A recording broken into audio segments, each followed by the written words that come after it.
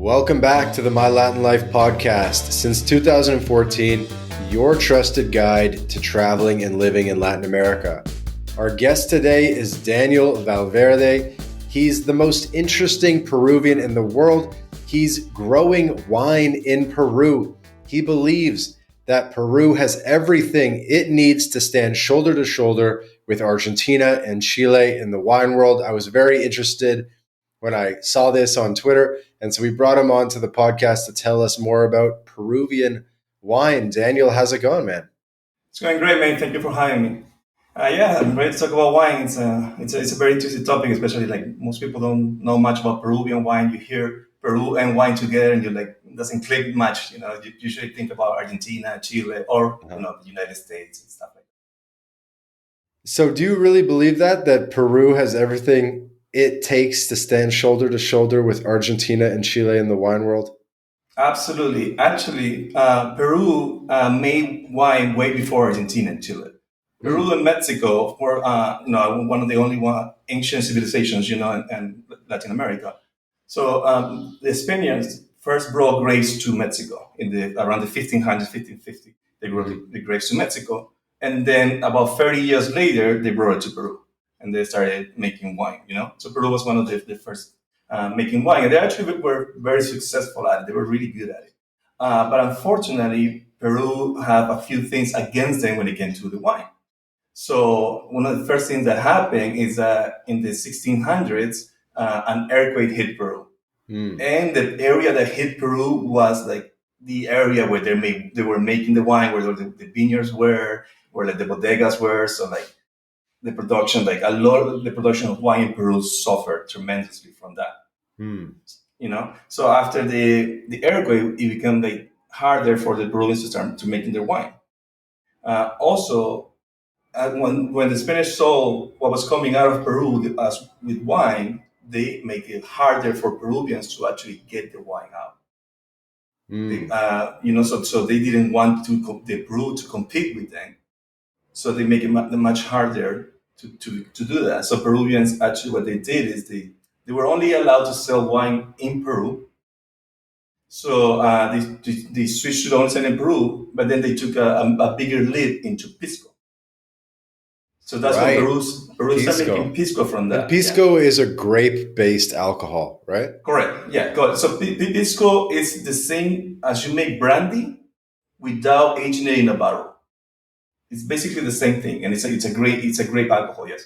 So Peruvians, because of the limitations that they got from Spain, they start making the wine to get out of the war, and they only start making wine from Peru, and then they change into Pisco.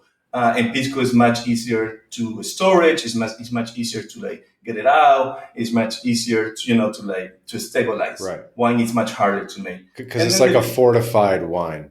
Exactly. So it's much easier. So with the earthquake, then Peru started making wine. So the wine in Peru just like stopped. But Peru, was one of the nothing stopped. It just like reduced a lot, and it just for Peruvians, and they also like switch a little bit into a sweeter wine. Like here in Peru, they drink what is called what they call semi-seco, which is like it's like a sweet wine, and it's very popular. Not as much like in Lima, but it's like if you go inside of Peru, like those wines are very, very popular, to the extent that if you tell a Peruvian like it happens to me all the time, because I'm making wine, and I talk to a Peruvian and be like, I'm making wine here in Peru. And be like, but Peruvian wine is so sweet. Because it's just the norm, like everybody's making, most of every people is making sweet wine. But I think we forgot to establish your authority. So you're literally already growing wine. I saw on Twitter you had a tweet just recently saying, first 1,000+ liters of my wine. And it's just like a photo of the barrels. Correct. So for that, we had to back up a little bit.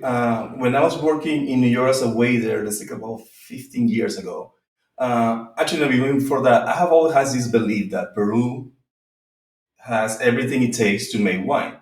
Peru has, the mountains, the jungle, and the coast, and like we have like a tremendous amount of resources. Like almost anything can grow in Peru, and we have fruits and things that only grow in Peru.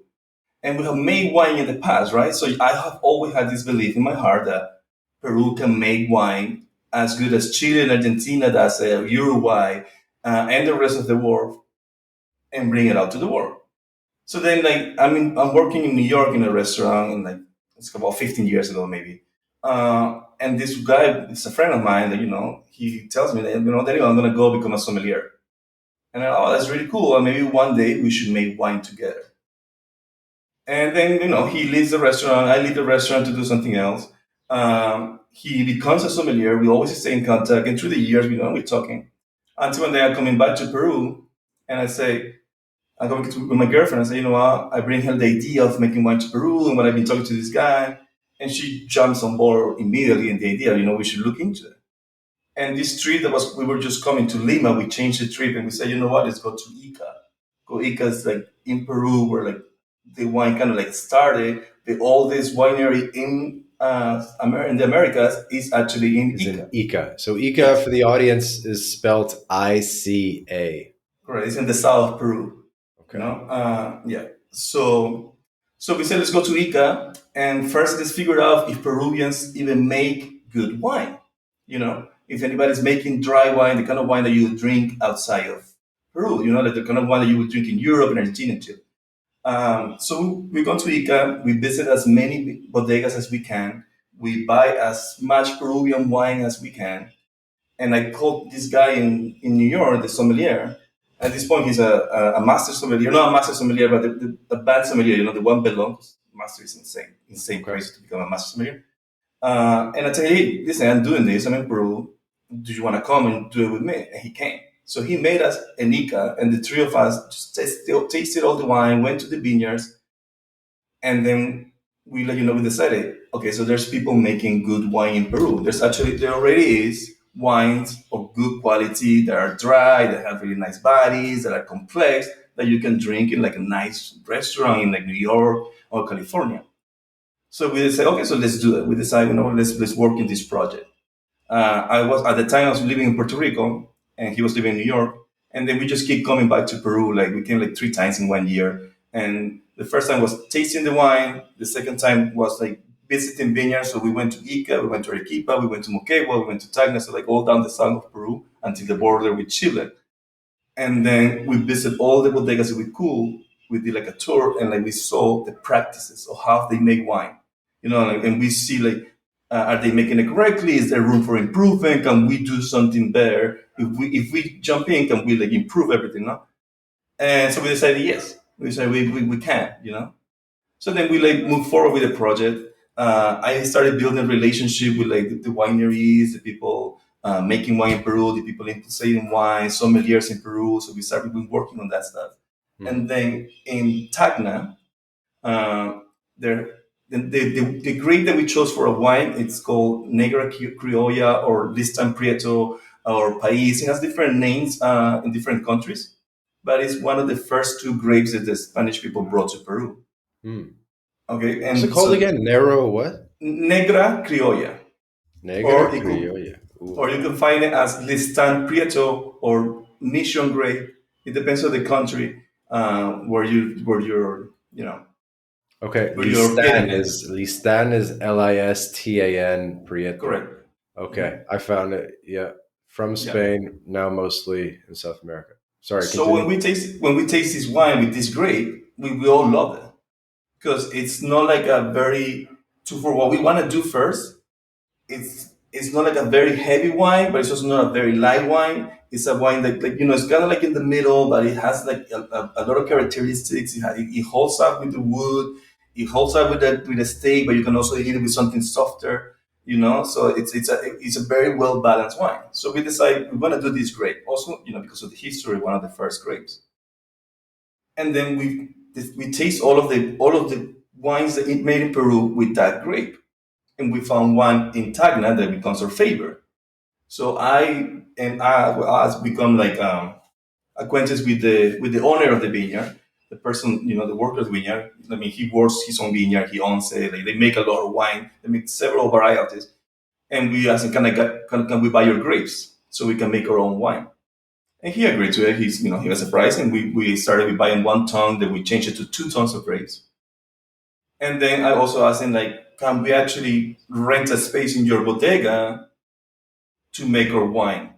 So we basically are like renting his space and using his grapes, and we just making it our way. We're changing some of the ways, we're using our own enology, our own people, our own ideas, and we're doing a couple of different things. But what we're basically doing is like we know that his Negra Criolla is really good. So if ours comes out a little better of it or as good, it's gonna be fantastic. Hmm. So yeah, so like This you know. grape, by the way, is it the same grape that they like? What are they using for pisco primarily? Are they using different grapes? So there's about 8 grapes they can use for pisco, and they call it the patrimoniales, the patrimonial grapes in Peru. Right, So heritage grapes.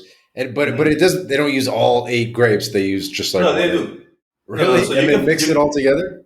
no. So in pisco you can find All pisco right, so with. they use one or two or three, and they mix it all together. And then my question was kind of going to be like, do they have to plant completely different grapes to grow wine than the pisco, or is there some overlap in the type of grapes that are used? So they plant 8 grapes for pisco. The 8 grapes that we talk about, and they do make 8 different types of pisco with each grape, and they also make a ninth one mixing all the grapes or mixing some of the grapes, right? And some of those grapes get used for wine, but alongside they also plant regular grapes, not regular grapes, but non grapes like Cabernet, Merlot, all of those grapes as well. They plant. So you can use all of these grapes, not all of these grapes for wine, but they all use all of those for pisco. But for wine, you don't use all of them. None of them are suited for. But you can make one with Quebranta, you can make one with Negra Criolla, you can make one with Italia. They're making actually a very interesting pink wine here in Peru with those grapes. They're Okay. making very nice whites. They're making really good. They're making really good wine right now. So this is actually a very good time for Peru when it comes to like wine. That's why I'm taking a big bet in Peru with this. Hmm. This is cool. Yeah, I remember I was in Lima and I went to one or two of the most famous places where they invented Pisco Sour. There's like that historic hotel downtown. It was pretty average though. It was kind of like a tourist trap, I think. Oh What, man, yeah.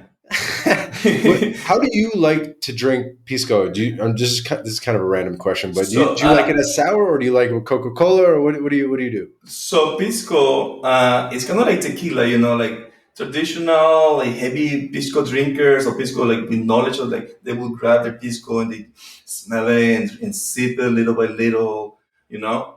And then there's pisco sour and what's called chilcanos, it will be like kind of similar to like a margarita, like a mixed cocktail, right? Mhm. I personally have a kind of hard relationship with pisco. When, my girlfriend and my friends are like have a good joke between like say that pisco don't like me because I like drinking pisco sours, but they don't end. It doesn't end well with me. But I love them. I love the flavor. I think they're great. But most of the time, they hit me hard. They hit it hard. So how do you Yeah. drink it? Like just with ice or do you mix it with No, something? pure. Like so, I do like the pisco sour. The pisco sour is just lime juice, the egg whites, Uh-huh. ice, like lime juice, and pisco, and you blend it all together, or just shake it super hard, Yeah. and then you drink it like that. You can also like sip it, or you can make it like a chilcano, which is kind of like a Moscow Mule. It's ice, ginger beer, and lime, and the pisco. Uh-huh. Uh, but it Okay. depends, because I have a friend, he's super into Peruvian wine and super into pisco, and he will go out drinking or he will have a whole dinner drinking wine, drinking cocktails, but he would like to end the night with a neat pisco. And then just like sip on pisco. And to his belief, like pisco, it kind of like clears your stomach and it actually helps you not have like a hangover. Yeah, I can believe that. I can believe that. Yeah, me You too. know, part of my original curiosity was I was looking on Google Maps at some of the bodegas in Ica, the town Hmm. that you mentioned, and some of them are like Pisco y Vino. It's Correct. like so they kind of a lot of places do both. It seems. Yeah, so like Peru has seen a shift into wine in the last few years, and the let's say it's 5 years maybe. The bodegas they were doing pisco or they were doing pisco and street wine. They have taken a change and gone for like your drier wines, your wines more like from the war, from what you find in California and Chile. Uh-huh. So they have made that pivot. So the bodegas themselves, they all are changing. They're all experimenting with one or two. Now we have like songs that have like 7, 8 labels.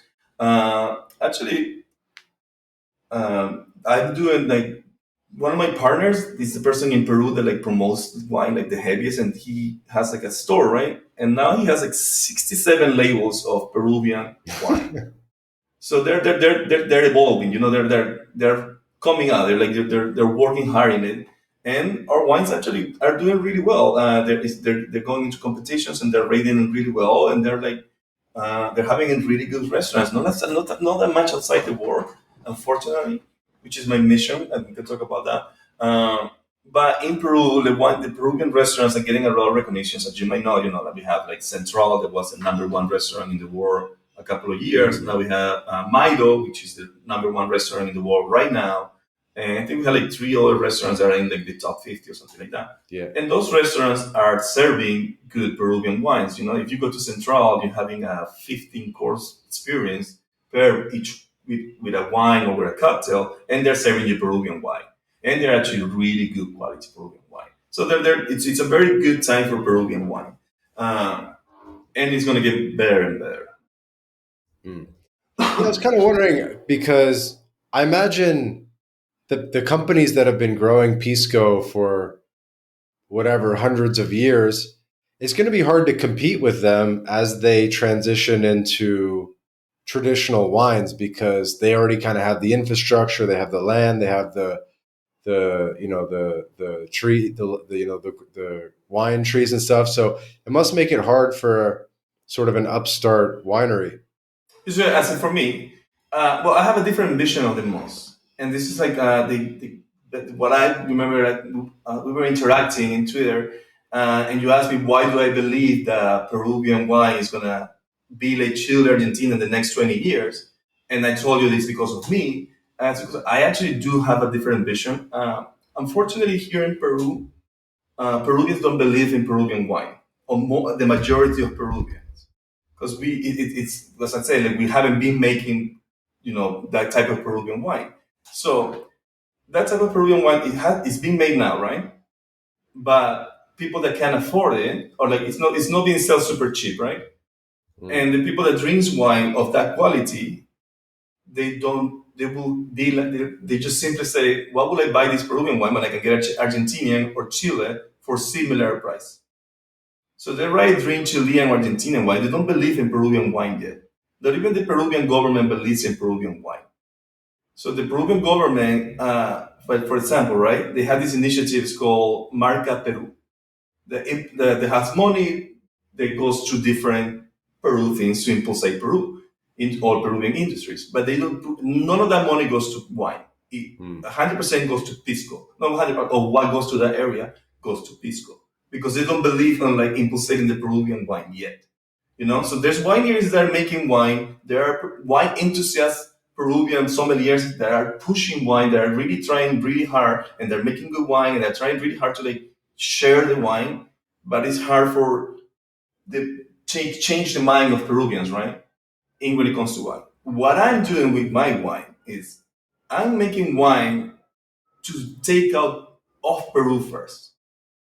My wine is going to be sold in New York, in California. It's going to be in contests in Peru, outside of Peru first. I'm going to place in a few restaurants strategically in Peru, like because I can go. Let's say one of my partners already distribute wines in Peru, right? And one of his customers is Maido, Central, Astro in the Street, all these top restaurants, right?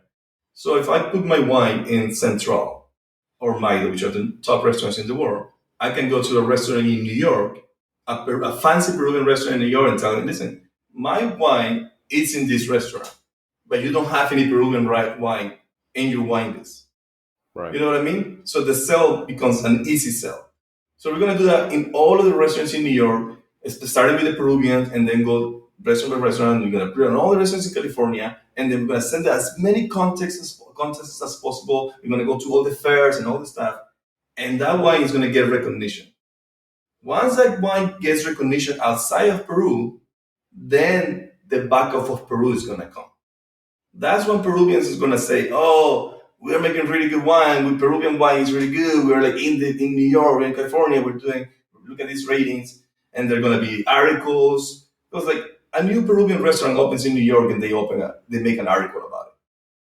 So when the wine is doing really well, I believe that's when Peruvians are gonna their mind's gonna they're gonna see the light and they're gonna see that oh listen, it's getting recognition outside of the world. It means that it's good. It means that it's like Argentina, Chilean, Californian wine. We should go and back it up. And that is going to cause that shift. And then if you tie it with the food, the momentum with the food and tourism, and we really apply ourselves, I think that that's what's going to really move that needle. And we're going to see more wineries making really good Peruvian wine. And not just that, with the connections that I have made, I'm going to help them take their wine outside of Peru as well. So little by little, you're gonna go to restaurants in New York, restaurants in California. You're gonna see Peruvian wines. You're gonna eat Peruvian food. You're actually gonna see Peruvian wines in their wine days. You're gonna be able to taste really good Peruvian wine, and it's gonna pique your interest. And then maybe you, as people decide to come to Peru to taste the food and to go to Machu Picchu, to go to like all of these destinations, there's also gonna be like, oh, I want to go to Peru because I taste this wine, and I wanna see the wine. What's happening with wine in Peru? Mm-hmm. Well, that's a tall task. Not only do you have to sell it internationally, but you're also growing the wine in Peru and the quality control and everything that comes with that. Yeah, no, definitely. And to me, this is a passion project. My money comes from something else. I have businesses. I have worked hard for many years. This is a passion project. And since I started, I had told people like, this is going to take like 10 years. And I said like, this is like a 10-year project that is going to take a long time, but I wholeheartedly believe that is going to go the way that I'm saying it's going to go. And also, I have the connections, and I think like we are like set up to do what I said correctly. Like, for example, like as I told you, one of my partners places wine in restaurants. So he's already a wine distributor in all of these top restaurants in Peru. My other partner in New York is a very known, a non not very known, a non sommelier in New York that has worked in like 11 Madison Park in tons of restaurants, and he has a lot of connections. And his cousin is a wine distributor over there. Mm-hmm. I have also worked in New York in restaurants for like 10 years. So once the wine is ready, I'm gonna fly to New York, and the two of us with his cousin, we're gonna be moving the wine, tasting everybody. And if the product is good and it's already in top restaurants in Peru, the sales shouldn't be hard, you know. And we're focusing on making a wine that will work like that you will see in the store, and it makes and you're like, oh, like you could think, oh, it could be European, it could be from anywhere. Because one of the things that like I see also like could be improved here with Peruvian wine is that like a lot of the wineries, a lot of the where you see the labels is like very Peruvian. And obviously there's not I'm Peruvian, I love my country, but not every label needs to have Machu Picchu in the back and a flag. You know what I mean? It doesn't need to be called like Inca wine or something like that. You know? So like there's some wineries that have like those names that are like a little too Peruvian. Not like I'm saying a little wrong, but like my vision is more like it should be like you see it, you know it's Peruvian because it tells you it's Peruvian, but it can compete. It could be anywhere, you know. So my bottle is like I'm using like most people use just as a regular bottles. I'm using like the Burgundy bottle. This is like the heavier bottle. We're using wax in the top. That almost no many of the wineries here are using wax. Our wine it's aged in barrels. Not many wineries here are doing that. We are doing 10% full cluster, which is for the people that are not very familiar with wine. When you're making wine, like, you choose like how much of like the grape goes into the fermentation tanks when you're processing the wine, right? Okay. So our that's wine, called a cluster. So it's 10% cluster. So it means like of the whole grape, 10% goes everything. Okay. Of all the grapes, 10% like we didn't run it through the machine that takes all the pits and all of the stems out. So we kept 10% of the stems, 10% of the thing, and we age it that way. Which, to my knowledge, nobody's doing that in Peru, or nobody has done that in Peru with this one. And then we use in barrels, which like for Negra Criolla, I think only a couple of people are doing, and it's very recent as well. So we like we're trying to like improve. We're grabbing from where it is and improving it to like making it as better as possible. So how did you plant the vines from scratch, or did you take over someone's operation, or are you like buying grapes from an existing farmer? How did you kind of like organize the deal and everything, and the vines that you're using? Yeah, so I flew through this part earlier. So when I was in Tacna, the first trip or the second few trips, the first two Uh-huh. trips, so when I was even living in Peru, I made this connection. We tasted all the wines, and the Negra Criolla that we liked the most, we picked that winery and we make a connection with the owner of that winery, which also happens to be the person that grows all the grapes and makes all the wine. Uh-huh. Like he does everything. So when I was there in Ica, in person, we were touring the winery, and like it happens to be just me and him walking around the vineyards, and I was like, hey, would you sell me some of your grapes? And he said, yeah, no, because he already sells his grapes. Not like he only says it to me, he sells grapes. And I said, so would you sell me some of your Negra Criolla? And he said, yeah. And I said, so we started with 1 ton. We bought a ton of grapes from him. And then I asked him to, would you help me manufacture my wine and do it in your bodega? The bottling So and so forth. everything. Yeah. So the wine is actually the grapes and the making of the wine comes from this bodega that, in our eyes, makes the best Negra Criolla in Peru. So we are grabbing from him. We basically grabbing what he has and and making it a little better in our eyes. Making changing the practices our way. It might not be way. It might come back and it's shit wine. But we're changing. We're doing different things to see if we can improve what he has done so far. Mm. So everything is happening at his bodega. Now, with the vision for this year, we ended up doing 2 tons of grapes. Next year, we're going to do at least the same 2 tons, but we are thinking we probably do more.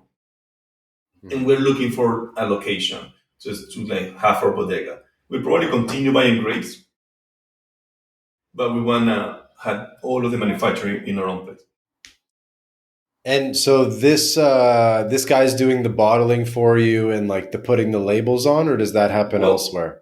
I will go and do it myself, and or hire a couple of people and do it with them in Uh-huh. his bodega. In his So bodega. right now the wine is still in barrels, and it's going to be in barrels until around March. When it comes to next harvest, March we harvest in March, April here. Mhm. So in March is when we are going to bottle, and then it's going to rest in the bottle for like another three months Okay. before let me taste it, sell it. Tacna is a crazy geography if anyone looks at it on the map, because it's like really in the desert. It's sort of like this thin sort of vein of green Yeah, in what's otherwise quite desert like. it's pretty interesting when you go there and see it too. It gets really hot, but it gets also cold at night, which is perfect, for wine. Um, it's very deserty. Everything in Tacna itself right now, there's not that much, but I'm betting that Tacna is gonna turn into like a Mendoza kind of city. I think Tacna, Arequipa, and Moquegua, since all of those are gonna become wine cities. Um, Hmm. and then like when you go there, right now Tacna is it's mostly desert and it's very hot. It's very dry. It's very hot, but it's good conditions for wine, and very good wine are coming out of Tacna. So is Moquegua and Arequipa. I like Arequipa a lot. My bodega might ended up being in Arequipa, just because of the history in Arequipa. And I think that when it comes to tourist destination, when you have Cusco, Ica, I think Arequipa is a very strong one. And with the years, Arequipa is gonna get more and more attention. So like I feel like our bodega will do well in Arequipa. And what's the fourth city you mentioned with the M? Moquegua, which is right in between Moquegua. Arequipa and Tacna. It's very small. How do I spell Moquegua? Moque. G-U-A. You. Mhm. G. Okay, Moquegua. Okay. And they do Okay, pretty good wine too. where Chen Chen is. Moquegua. Yeah, it's good. It's good. But like out of those cities, Arequipa is the more touristy and the more like there's a Right. lot of Bigger history airport, and I it's guess. it's a yeah, it has a nice airport. Moquegua doesn't even have an airport. So you had to fly into Arequipa or Tacna and drive 3 hours to get to Moquegua. Hmm. Yeah, Tacna. The most happening on Tacna right now is actually very interesting. Tacna is a city that caters to Chileans crossing the border to get cosmetic improvements that are much cheaper in Peru than in Chile. So it's much cheaper for you to travel from, like, say, Santiago all the way to Tacna and get something done than doing it in Chile. So a lot of people just go and do that. So in Tacna, you're walking around and they have people like, oh, do you need dentist work? Do you need eyes? Do you need liposuction? Like all of those things. It's like Hmm. what they cater the most. And there's obviously restaurants and then the wineries itself. But it's pretty interesting that when you go there and you notice like that's like all of the industry caters to that. Even when you come out in the airport, they tell you like like, oh, you going to Chile, you're going, like, you're going back to Chile, like are you trying, you're looking for this? It's pretty interesting. Okay, so we got four wine cities, and it makes sense because Peru is gigantic. People don't realize how big Peru is, and it's like there's got to be a valley that's Oh, good conditions for wine for somewhere. sure. And it's not just those cities, though, because there's also wine being made in Cusco, there's wine being made in Lima, there's wine being made like all over actually at this point. They're making volcanic wine, they're making not wines, white wines, pink wines. Like it's getting a huge push right now, which is great. That's what to me and my partners is like this is a perfect time for Peru. For like Peru right now, and I'm gonna say it again, in 20, 15 years, Peru is going to be what Chile and Argentina is right now. Or what Peru was before Chile and I Argentina. believe Because it, at least partly because the production costs must be much lower, right? So at least it can be competitive in that sense. I mean, if I was a person making one in California right now, an investor, I would put money in Peru. Because right now it's cheap. The land is ridiculously cheap. Producing and buying the wine itself is also cheap. The expensive things are like, the tanks, the barrels, the tools are expensive. But the brute, grapes and labor is not expensive. And the land itself, it's not expensive at all at this point. But it's gonna grow and it's gonna. And I also believe like what we have in our favor a lot is the food. Peruvian food, I think, is going to contribute a lot to Right. what the wine is going to do. And especially the recognition that Peruvian food is getting, the more and more restaurants that are popping up all over the world, there are Peruvians that are also getting recognition. I think that's going to play a big part. I can definitely see that. I mean, dude, I don't know if you've seen on my Twitter, but I've been advocating for things like this for a long time. Like in Mexico, where I spend most of my time, there's obviously wine in the Valle de They make good Guadalupe, wine. They make good wine. and they make good wine, but there's really not much, and it's quite expensive when you go to the supermarket, you go to the Walmart, and it's pretty expensive. And I'm like, and it's not even being exported. It's still, and they use the Nebbiolo grape a lot. Hmm. If you've heard of that one. Yeah, definitely. I love it. But yeah, so I'm always like, I always want to have the local Mexican wines, but honestly, sometimes the Argentine wines are actually cheaper. That's the problem. Yeah, that's the problem that we see here in Peru. Like Peruvians, like if you go to a supermarket and they like it's non-Argentinian Chilean wine and then this cheap Peruvian, well, not cheap, but this Peruvian one that I don't know, and it's almost at the same price. 99% of them go for the imported one, and then sometimes like the Peruvian wine is even more expensive, which kind of makes no sense. But I don't know. Like, I don't know what drives it that way. Because like when you travel to Italy, when you're in Argentina, wine is cheap. Hmm. Local wine is like cheap. You know. But I Hmm. mean, obviously, you can buy the cheap local wine, but unfortunately, it's the sweet wine. Because if you go to Thai and Arequipa, you can get like a $1 bottle of wine. It's not gonna be that really sweet wine. If anyone's like kind of a Mexico enthusiast listening to this, the winery, I just looked it up. The winery I'm referring to is called Lacheto, Cetto.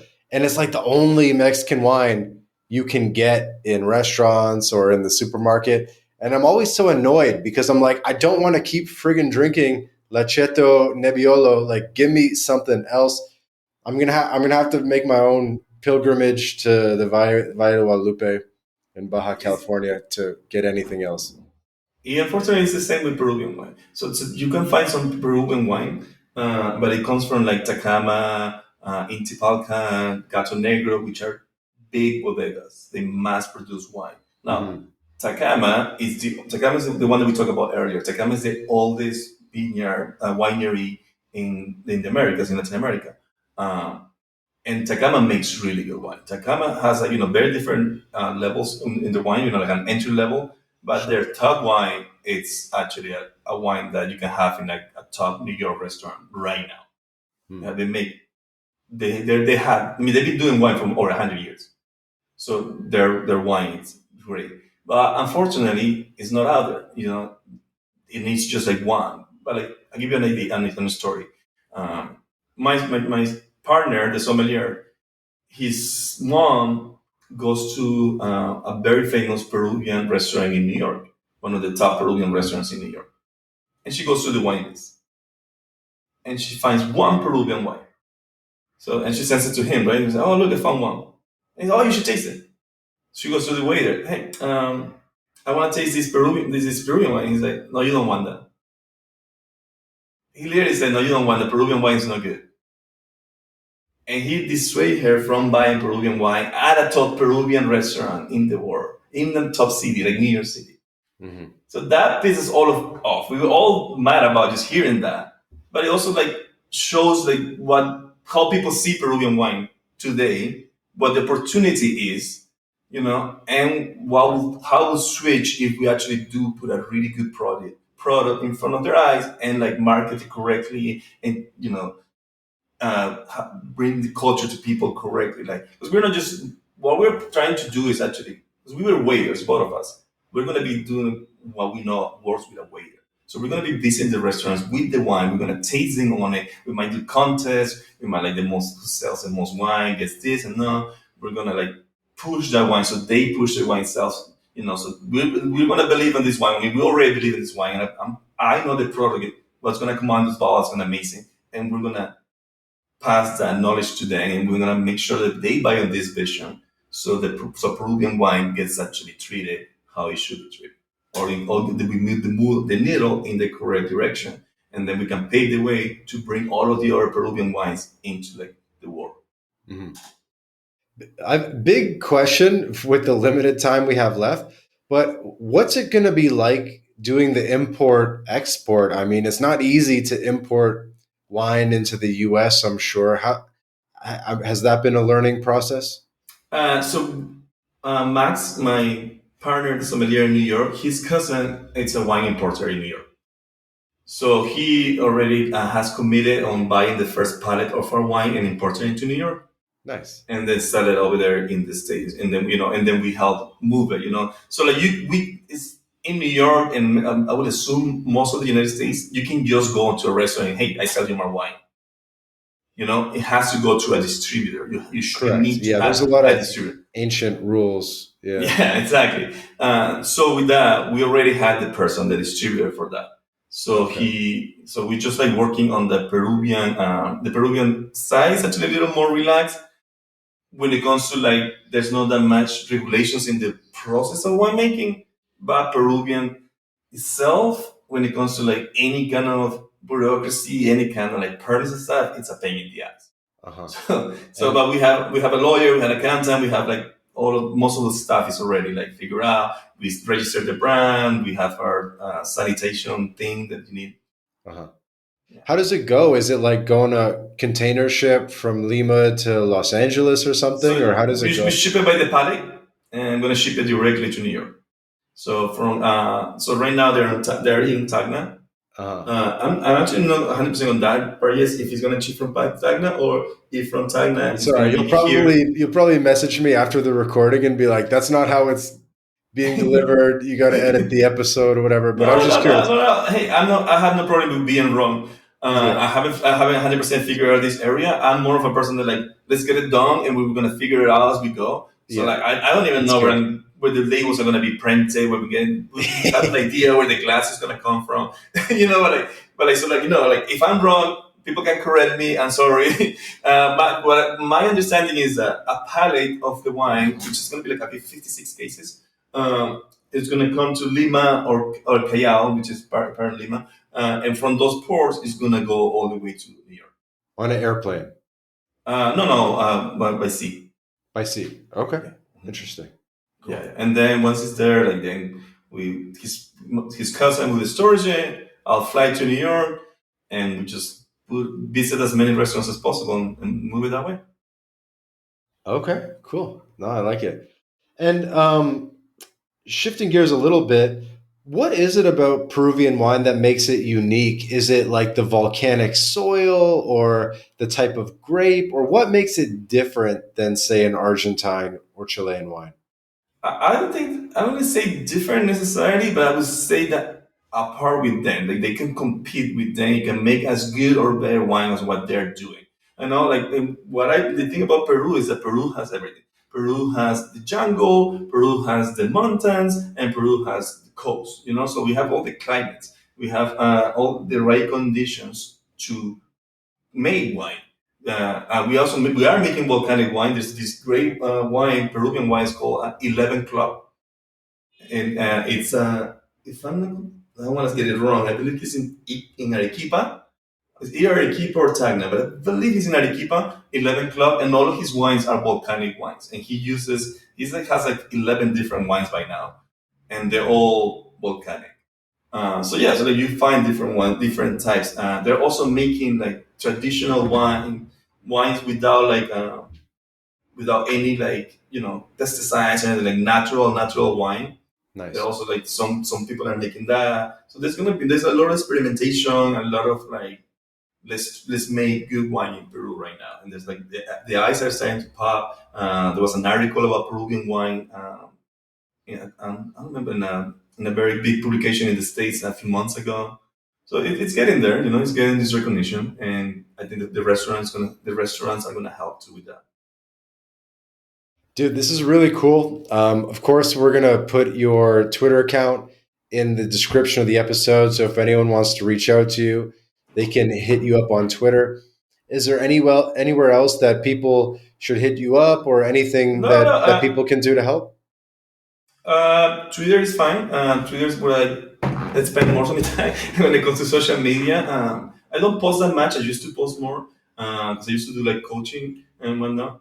But right now, I spend some time on Twitter, and if like people wants to reach me, they definitely can do it through Twitter. I'll get my DMs. I believe are open, and yeah, I would love to answer questions about the wine. They can direct me. They want to like hear more about it. Like I'm not looking for investors precise right now, but there's going to be a point that we're going to need investors. But like anything, like I'm open to like talk to people and just like if they believe on it, uh, I open to talk about it. If they're coming to Peru and they want somebody from Peru that wants like give them a kind of help on it, on like where to go, or like not even like nothing related to wine or like food wise, like can also hit me up. I like to help, and I like to like impulsate Peru to new people. Sweet. And you're mostly in Lima and Miraflores, or where are you Yeah, based? yeah. Based in Miraflores, my business is in Puerto Rico, so I travel between the States, Puerto Rico, and Miraflores, and then I do travel for leisure, like I don't know, let's say once a month. So yeah, I travel a lot, but I'm based in Miraflores, so you will catch me in Miraflores most of the time. No, that's cool. I should be Yeah. coming through at some point. You Um, sure? But yeah, no, I try to like when I see the expats, I try to I haven't been involved into like the Twitter expat community much, but like I've been like answering messages and whatnot. And when I see that people are traveling to Peru, I try to connect with them and like give them some recommendations and whatnot. well, dude, this is every expat's dream, right? Like invest in a winery or tequila or mezcal or coffee or something like that. At least me. Dude, so happy to have you on and learn a little bit more about this. I really appreciated the conversation here today. No, definitely, man. I have a great time, and I love talking about Peru and the future of Peru and like what I believe passionately it's gonna happen with it. And I think like it's gonna be mark my words, like it's 2025, like and this is see what happens in a few years, but like I believe it's gonna be insane, and it might be even faster than I said. I said 10 years. I think it's like a 10 year Uh-huh. project, but I mean, I don't know what's gonna happen. You know, It's a like legacy, right? It's a legacy. It's something you can leave to your oh, kids and all oh that. yeah, You know? this is yeah. I mean, this is as I said, this is a passion project for me. This is something that I wanna leave. It's not even just for my kids, and to me, this is gonna change Peru as a whole. This is not just changing Mm. like making wine and like changing the wine. I think that it's gonna have a domino effect, and it's gonna help Peru. It's gonna help Peruvians. It's gonna help like the wineries. It's gonna help tourism. It's gonna help with food. It's gonna help like with like jobs. Like that's gonna create like all these industries. That's gonna happen. Like once like Argentina, Chile, Ica, Moquegua, Cusco, they all start morphing more into like tourist wine destination. That's gonna like like trickle like because brings people into Peru. What having people tries the Peruvian food. They love Peruvian food, and then like they talk to their friends. So the tourism expands, the industry expands, like Peruvian products expand. Get imported different products because somebody comes and they taste a lucuma, which is a fruit that only comes in Peru, grows in Peru, and they love it and be like, oh, let me get that to the States, and like let me bring that somewhere else. So it could have the ramifications of this in my eye could be huge. And I think it's going to spread like that in many, many industries in Peru, and it's going to help Peruvians as a whole. Dude, I 100% agree. I feel like you should open a little store like near the Zocalo, near like the Centro Histórico and the big church and stuff like that, so people can kind of get their souvenir. But So if people are actually interested in that, it says one of my partners, he has a store that where if you go there, he is in Miraflores, but if you go, actually no, it's in Surco, but it's around here. If you go there, you can find around 67, 80 labels of Peruvian wine. And you can taste it there. You can do like a wine tasting. It's actually, I don't know the name of the store, but like, I can find it. But yeah, okay, so yeah, there actually it's might be there. Bodega Doña Vilma, Bodega Carbone. Yeah. So Yeah, there so are many yeah, places that you can actually get like that that's experience and cool. try to get Peruvian wine. Yeah. Well, dude, There's you not that officially many. put wine on my list for Peru, and I think for everybody listening to this episode as well. Yeah, and if you come here, like, or if you like around, I would also recommend you like bottles of Peruvian wine that is already made that you should try. That like will give you an idea of like what is coming from Peru. That's actually what Solas de Mons is like. They're already making really good wine. Uh, for example, there's this winery, this small winery. It's called Jupai. We tasted their Negra Criolla. We loved it too. My girlfriend and I bought 12 bottles to a wedding here, not here, in the States, in Boston. And everybody loved it. Like they went crazy for the wine. So like everybody just loved the wine. And then when we met with my partner's cousin, the distributor, we brought from here, we met in New York, we brought like 6 different bottles of Peruvian wine from 6 different wineries, and we tasted on all of them. And he loved it too. He bought the vision as well. So like I know I really believe in this, and I know that like anybody that I taste it, I grab a bottle of wine and I taste you on it, you will love it. If you like wine, I will find you a Peruvian wine that will compare with like anything you find outside Peru right now. I believe it. I believe it. So we'll get to wrapping up. Danielle, when we say bye, hold on for like 2 seconds so the audio can upload. But yeah, guys, link in the description to Danielle's Twitter account where you can hit him up. You can follow him. You can follow the wine journey. Please keep posting updates, sharing some photos from the winery and stuff. I love seeing that. Maybe you should make a separate Twitter account specifically for the winery, like some Peru wine Twitter account. That'd be cool. No, definitely, definitely. My partner already made the Instagram. I'm gonna make a TikTok. I'm gonna make an Twitter. I have a lot of drone footage of the winery. Yeah, the last time I was in Tacna, I actually hired a crew to record everything, the process. So actually, we're gonna do some crazy stuff with that too. We're gonna share the whole process of how we're making the Dope. wine. Dope. Awesome. Well, this has been another episode of the My Latin Life podcast.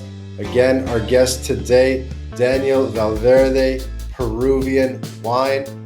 And guys, please subscribe to the podcast as well. We put out 2 episodes a week with amazing guests like Danielle, and you won't want to miss an episode. So wherever you listen to podcasts, Apple Podcasts, Spotify, whatever, please subscribe to the channel. Leave a review, really helps us grow the show. And we'll see you in the next episode of the My Latin Life podcast. Ciao for now.